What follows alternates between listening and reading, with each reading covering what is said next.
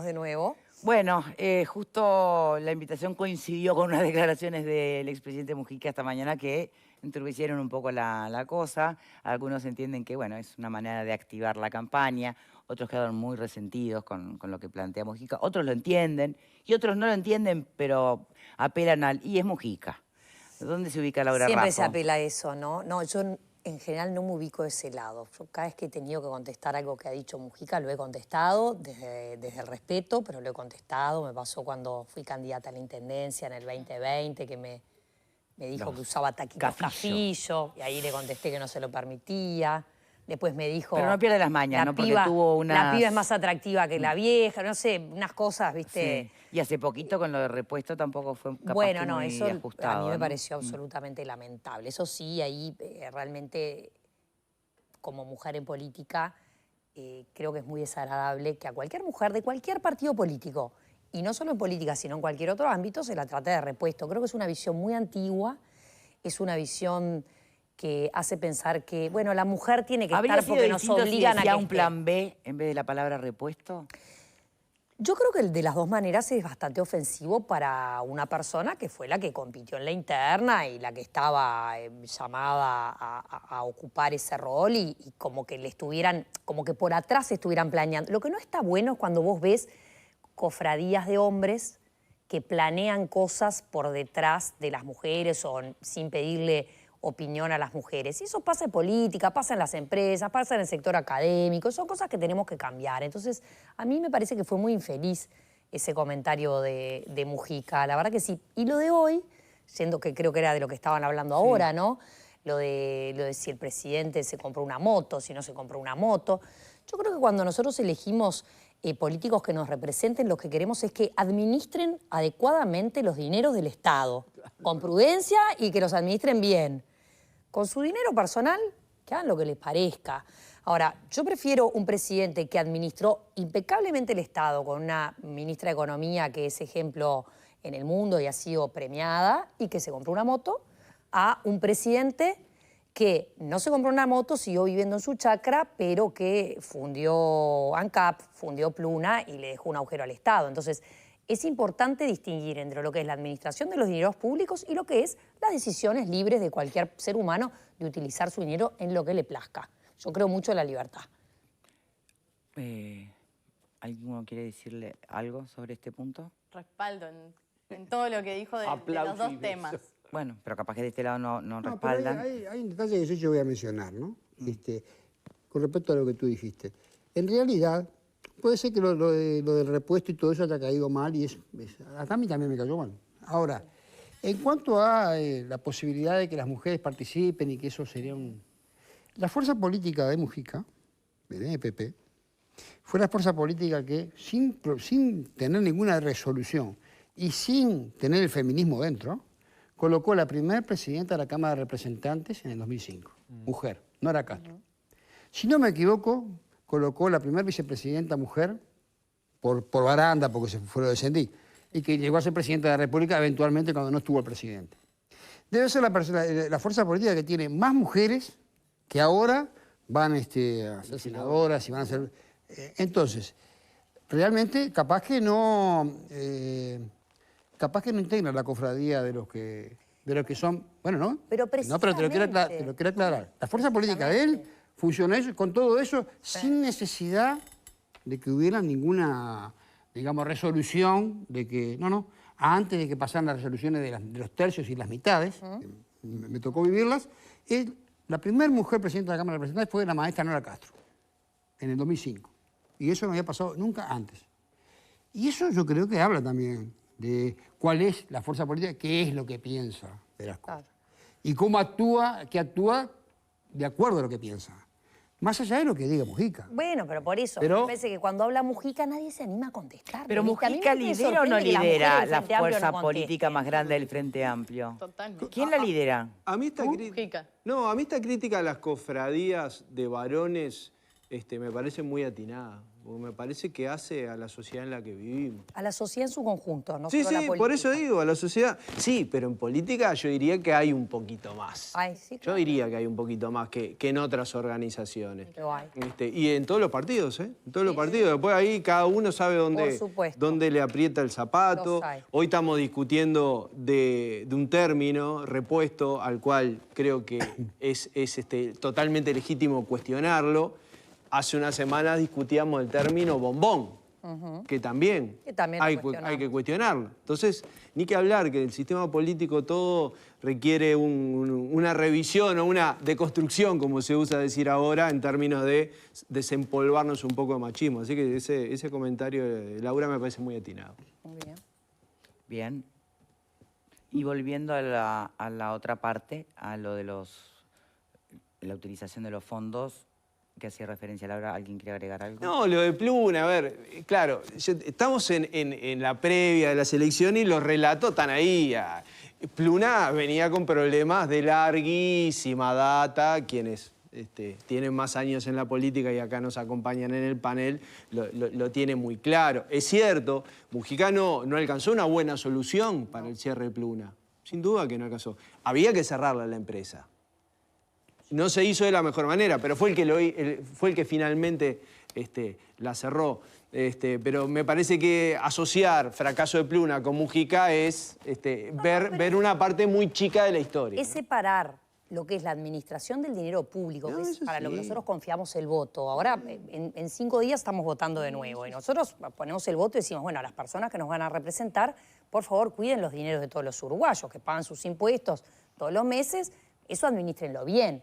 Distinto es lo que hace un candidato, un líder, un presidente con dinero propio para sus gustos. Entonces, separemos bien eso. Yo quiero votar a quien administre bien. Y acá ya me meto más en lo que hace la elección de este domingo. Yo creo que precisamente nosotros votando a Álvaro Delgado tenemos la certeza de una persona que ha tenido esa experiencia de estar en el gobierno en tiempos muy turbulentos, no solamente con la pandemia, sino con la sequía, con el aumento de los precios por la guerra de Rusia y Ucrania, y ha respaldado y ha tenido una gestión de buen administrador. Y hoy propone como ministro de Economía a Diego Labat, que fue la persona quien logró que en Uruguay la inflación estuviera en sus mínimos históricos. Entonces a mí me da mucha certeza en cuanto a la administración de los dineros públicos, en cómo se va a usar el dinero de la gente, cómo se van a promover.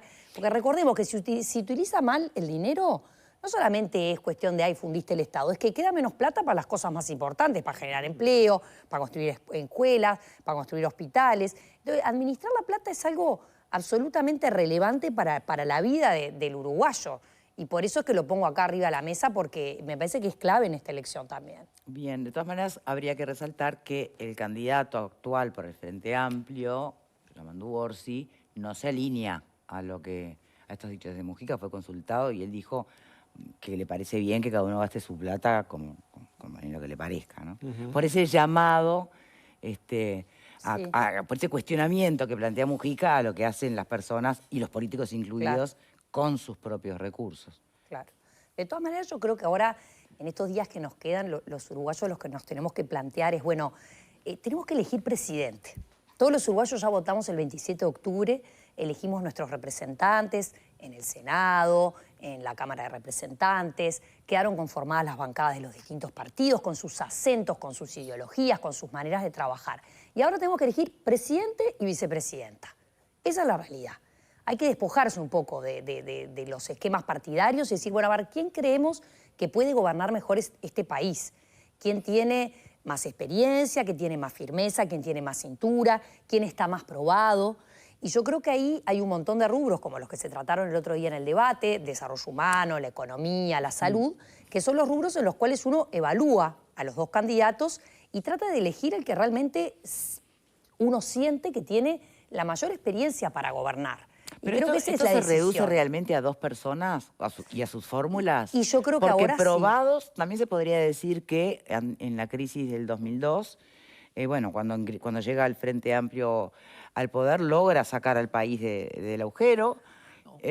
tal vez, bueno, Sí. tal vez no solo. Lo hizo Valle con Achugarri. Bien. Y el Frente después administró esa salida, porque Bien. acordate que ahí el Frente, Victoria, acordate que Tabaré Vázquez pedía que El default. dijéramos default. Sí, sí, Entonces, sí. luego el Frente administró esa salida tan ordenada que Bien, hizo y Valle, pero la que administró hizo bien. Achugarri. ¿O no? Y bueno, en Esa épocas de primera Te diré que en presidencia. el primer presidencia de Tabaré Vázquez se administró bien, en la de Mujica se administró muy, muy mal, y en la segunda presidencia de Vázquez, lamentablemente, hubo una gran caída y estancamiento de la economía, hubo pérdida de empleo, hubo aumento del déficit fiscal, y en definitiva eso fue uno de los desencadenantes de por qué el Frente Amplio pierde las elecciones en 2019. Entonces, la verdad que de 15 años, es verdad que hubo una primera administración que fue... Que podría ni que hablarse hablar, con una bonanza de económica. probado también, Que ¿no? fue, y con una Astori muy presente, que hubo una mejor administración, con bonanza económica, Punta Fernanda, y es verdad. Después Mujica administró realmente muy mal, y Tabaré Vázquez en la segunda, bueno, terminó el país con problemas de estancamiento económico. Que son realidades, no nos podemos poner a discutir números que cuando los números dicen la verdad, ¿viste? Que en el último periodo del Frente Amplio, bueno, se perdieron 60.000 empleos, es una realidad. En este se crearon 100.000, es una realidad.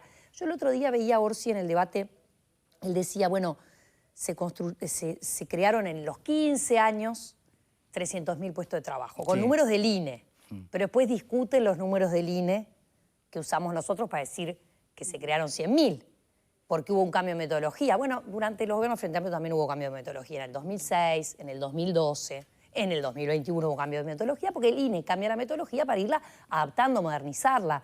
Pero entonces yo creo que sí, Victoria, volviendo a tu pregunta, yo creo que sí, que se reduce a elegir qué persona creemos nosotros que puede gobernar mejor el país, que tiene más experiencia, que tiene equipo, que sabe, que ha estado, y en nuestro caso creemos que es Álvaro Delgado, porque es un tipo que lidera, que sabe negociar, que ha estado a la derecha del presidente durante estos 5 años, que lo vimos salir en momentos dificilísimos como la pandemia, lo vimos salir en momentos difíciles como cuando estaban aumentando los precios en todas partes del mundo o en momentos de la sequía, y es un tipo contemple, que ha demostrado conocer en profundidad el Uruguay. Entonces yo creo que a mí me da mucha tranquilidad votarlo a él para que gestione el Uruguay. Bien, los escucho, claro. No, a mí me gustaría también, justamente hablando de los números, también es cierto que en los 15 años de gobierno de Frente Amplio creció el país en todos los años. Bueno, También, los últimos no. esto es cierto.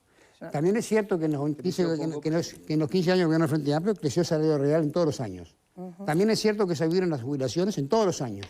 Durante los 15, las jubilaciones, en los 15 años de gobierno de Frente Amplio. También es cierto que se hicieron una serie de reformas no tocadas hasta ahora, por ejemplo, la aparición del MIDES, la inclusión de IRPF, la aparición del FONASA y otras más que no me acuerdo ahora, el plan Ceibal para todos los niños, operar de los ojos a los ciegos que no veían, que tenían cataratas. Todo eso también pasó en el gobierno de Frente Amplio, porque parecería que solo pasó lo malo. También es cierto que el Frente Amplio en ese momento, y te pido que me corrijas, vivió una crisis mundial que acá no se sintió, que fue la crisis del 2008, que aún hoy varios países la están sufriendo, y donde Estados Unidos de Norteamérica tuvo que, si no me equivoco mucho y me falta la cabeza, nacionalizar algunos bancos para poder salvarlos. Estados Unidos de Norteamérica tuvo que nacionalizar los bancos para poder salvarlos y luego, bueno, los dio de vuelta, no sé qué hizo con ellos. Todo eso también pasó. Nosotros vivimos es cierto, un precio internacional de las materias primas, lo vivimos, favorables. Pagamos a $150 el barril, cosa que no pasó nunca en la historia de la humanidad. Y nos tocó a nosotros pagarlo. Y no creo que haya habido acá un problema con los combustibles, el aumento y todo lo demás. No pasó. Es decir, y vivimos varios meses. Pues esto también pasó en el gobierno del Frente Amplio. Sí, entonces, pasaron pasaron algunas cosas y se administró bien unos, no tan bien otros, y le tocó lo peor. Bueno, pero es clave, ahora, ¿viste? Es a clave todos la nos pasaron cosas y hubo 15 años de crecimiento de continuo, y no del 1%. Bueno, ahí no estoy de acuerdo. Bueno, un estancamiento económico bien, importante está bien. en el último gobierno. Seguramente Frente teníamos Amplio, cosas diferentes. Que fue, bueno, no, pero eso es incontrastable. Un estancamiento económico, precisamente por el estancamiento económico, por la pérdida de empleo, Pero con crecimiento, porque no había ¿no? confianza de la economía y Pero por creció. temas de Pero el seguridad, país creció. fue que 0,1. Está bien. No, así no, porque creció Hoy a tasa de Orsi habla de 3%. que hoy hay estancamiento. Bueno, eso no es verdad. Y Pero hay aumento del miramos déficit números. fiscal, tenés que decirlo también. Acá lo importante es, Durante el gobierno del Frente Amplio hay cosas que se crearon que hay que conservarlas y se conservaron. Tú mencionaste el Plan Ceibal. Claro que sí. Yo estuve hace poco en las Olimpiadas de robótica. Es impresionante. espectacular. Hay que seguir invirtiendo en eso. La UTEC también. Es buenísimo. Hay que seguirlo trabajando. Por supuesto que hay cosas que hay que rescatar. Ahora, considerando el balance total, yo veo un gobierno que administró mal los dineros y que en momentos de bonanza que realmente se podría haber ahorrado para impulsar al país y para cuando te llega el estancamiento, ahí sí, invertir para sacar adelante, no se hizo. Y también hay casos que vos me decías, bueno, Pluna se arrastra, bueno, Pluna, la regasificadora, el fundir ANCAP por parte de Sendic, la renuncia, hubo un montón de casos, pero yo creo que no es eso lo que está en discusión hoy. Yo creo que lo que está en discusión hoy, más allá de los partidos políticos, yo creo que realmente lo que está en discusión hoy es quién está mejor preparado para gobernar. Y yo creo que cuando hablamos de quién está mejor preparado para gobernar, el otro día en el debate fue muy notorio. Y en la parte económica, que a mí me encanta meterme, creo que fue muy notoria. Ahora vamos a ir al temita de los dos famosos Sí, puntos de IVA, que sé que hay todo un tema con eso. Pero antes, sobre esto, ¿querías agregar algo? Sí, claro, no, Después pero contigo, más en Fer. lógica de intercambio, porque pensando claro, en estas por reformas supuesto. exitosas y que se reconocen como Plan Ceibal, como el tema del FONASA, bueno, como otras que han habido, ¿sí? La reforma tributaria, ¿por qué no? Mejoró muy, ¿cuáles son las reformas que vos ves que un nuevo gobierno de coalición nos va a traer al país y que va a mejorar bueno, nuestra estabilidad, nuestro bienestar? ¿Por dónde viene la agenda de reformas que ustedes están proponiendo? Porque lo analizamos acá y es un dato de la realidad, que la campaña de Delgado se ha ido como enfocando en anti-Frente Amplio, con argumentos que él entiende que hacen, digamos, indeseable la idea de que gane el Frente Amplio. Pero ¿cuáles serían los beneficios para el país? ¿Qué sería lo bueno? Es muy importante remarcarlo porque recuerden que la campaña de Álvaro fue una campaña de muchas propuestas que después se unieron con las propuestas de la coalición de gobierno, que hay un compromiso por el país. Se licuaron. Entonces, no, yo no creo que se licuaron. Creo Le iban a pagar $6.000 a los egresados de bachillerato, ya los $6.000 desaparecieron. Yo creo que no se licuaron, creo que son propuestas muy importantes que están puestas por escrito y que en estos últimos días, cuando toma calor la campaña, se habla menos de propuestas y se habla más de la confrontación de modelos país. Pero las propuestas están ahí. La propuesta de política de empleo, que no solamente promueva la generación de empleo para volver a crear esta vez 70.000 puestos de trabajo y que promueva la generación de empleo para los jóvenes, es clave. Toda la propuesta para los jóvenes, en generación de empleo, en subsidios para alquileres, en centros de atención en salud mental, es muy potente. Esto es una reforma y es algo que va a quedar como realmente un gobierno que se enfocó en la juventud. En segundo lugar, una reforma clave para el país es la baja del costo de vida y el costo país, porque tiene dos impactos en paralelo. Lo hemos hablado acá muchas veces, pero es el impacto en el bolsillo para que a cualquier trabajador o jubilado o persona que recibe una renta le rinda más el dinero, pero también el hecho de bajar los costos del país, que hace que nuestro país sea más competitivo, nos puede ir mejor, lleguen más inversiones, por lo tanto se crea un círculo virtuoso de generación de empleo. Creo que esa es la próxima gran reforma que tenemos, que es una reforma más que va hacia lo micro, hacia cómo se vive en nuestro país. Y por supuesto continuar la transformación educativa y continuar todo lo que es la mejora de los sistemas de salud, que se ha avanzado mucho, pero tenemos que seguir trabajando. Entonces creo que hay legados que se van a dejar y creo que lo que tenemos que ver es las personas lo que tienen que decir su voto, tienen que mirar y decir, bueno, a ver, ¿quién me genera a mí más confianza por su experiencia, por su trayectoria? ¿Quién creo que puede gobernar mejor en este país que ya hemos elegido nuestros representantes en el Parlamento y que es un Parlamento que no tiene mayorías? Fernanda. Justamente en esto que está mencionando Laura y también yendo un poquito al tema más económico que sabemos que le gusta mucho, cuando se habla de qué es lo que se está eligiendo este domingo y tú preguntabas, bueno, ¿son dos candidatos? Yo comparto que sí, que son dos candidatos, que son dos presidentes, quién queremos que conduzca el futuro de los uruguayos. Y yo creo que hay una pregunta que hay que sumarle a eso es, ¿quién realmente tiene el respaldo de su partido político y en la toma de sus decisiones para conducir el destino de los uruguayos? Yo no tengo duda de que Álvaro Delgado tiene totalmente el respaldo de todos los miembros de la coalición y de hecho se han encargado de repetirlo una y mil veces en ese sentido. Ni que hablar que Yamandu Orsi tiene el respaldo del Frente Amplio. Ahora, hemos visto en el correr de este último semestre cómo declaración tras declaración, sobre todo en materia económica, una y mil veces tenemos a un O'Donnell que sale por un lado, después sale el presidente del Frente Amplio a decir que, bueno, no, que lo que se van a aplicar son las bases programáticas, después tenemos a un Frati que dice que no manda O'Donnell, que manda la 609, después tenemos unas bases programáticas que dice que no va a haber aumento de impuestos y sin embargo, que va a haber, que puede ser que exista o deja esa puerta abierta, y tenemos a un Yamandu Orsi que después de decirlo una y mil veces que era irresponsable decir que se iban a aumentar, que no se podían aumentar los impuestos, quien lo dijera estaba mintiendo, bueno, y un sinfín de declaraciones que... Hoy dijo que iba a aumentar los impuestos en menciona... una entrevista en Universal. Bueno, en el debate y lo dijo en el debate. En el debate dijo que no iba a aumentar los impuestos, en contra de lo que dijo su candidato como ministro de Economía, sus bases programáticas. Ahora me estás diciendo que lo que dijo el domingo, hoy martes dijo otra cosa.